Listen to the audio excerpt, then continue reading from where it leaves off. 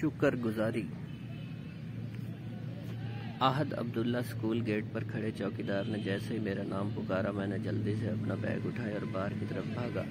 बाबा आज फिर इतनी देर लगा दी, मैं कब से इंतज़ार कर रहा था, देखें कितनी गर्मी है। बाबा ने मेरी बात पर मुस्कुरा कर देखा और बोले, साहब बहादुर, आप बाइक पर तो बैठे, फिर बताता हूँ क्यों देर हुई।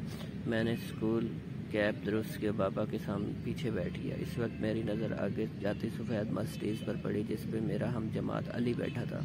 बाबा एक बात पूछूं, मेरे जहन में कल बुलाते सवाल का जवाब ज़रूरी था। जी बेटा ज़रूर पूछें, बाबा ने हजूम रोड से निकलते हुए कहा। बाबा अली के बारे में, के पास तो मर्सिडीज़ है, वो रोज़ एसी वाली गाड़ी में आता है, और आपके पास ये पुरानी बाइक जिस पर इतनी गर्मी लगती है, ऊपर से इसकी आवाज़ मुझे ज़रा भी अच्छी नहीं लगती। मैंने बुरा सा मुंह बनाकर बाइक की तरफ देखा तो बेटा, बाइक भी तो एक सवारी है, इसमें ऐसी क्या खामी है, कम से कम आप पैदल तो घर से स्कूल नहीं जाते ना। बाबा ने नरम लहजे में मुझे समझाया, लेकिन इसमें एसी तो नहीं ना बाबा जी। मैं बज़िद था। बाबा ने बताया, ये तो खुदा की तकसीम है, वो जिसको चाहे जितना दे, हमें हर हाल में उसका शुक्र अदा करना चाहिए। बाबा ने जवाब दिया, तो बाबा अल्लाह ताला हमें मर्सिडीज़ क्यों नहीं देता, हमारा घर साथ वाले अंकल के घर जितना बड़ा क्यों नहीं, अल्लाह ताला हर चीज़ दूसरे को क्यों देते हैं। मुझे हर सवाल का जवाब चाहिए था।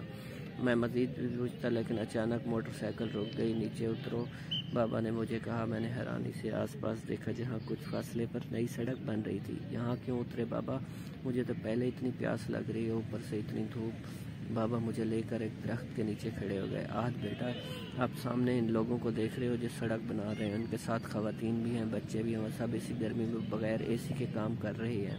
इनके पास तो ऐसा घर भी नहीं जैसा हमारा है।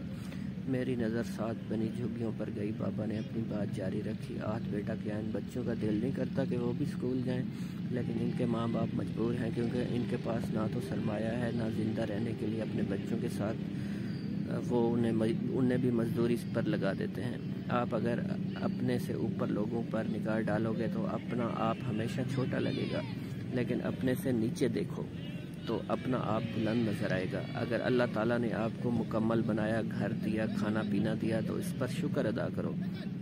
खुदा की तकसीम पर नाशुक्री मत करो। ये भी हो सकता था कि आज इन बच्चों की जगह आप होते। बाबा ने तफसील से समझाया। मैंने फ़ौरन दिल में अल्लाह का शुक्र अदा किया और अपनी सोच पर माफ़ी मांगी। वाकई इस ज़ात की तकसीम में मसलिहत होती है। मेरी झुकी नज़र से बाबा को यकीन हो गया कि उन्होंने मेरे तमाम सवालात का जवाब दे दिया। बस बेटा, हर हाल में शुक्र अदा करते रहो, क्योंकि ऐसे ही लोग अल्लाह ताला के नज़दीक मकबूल हैं। दुनिया की नज़र में उनके पास कुछ नहीं, मगर आखिरत में इनके सब्र पर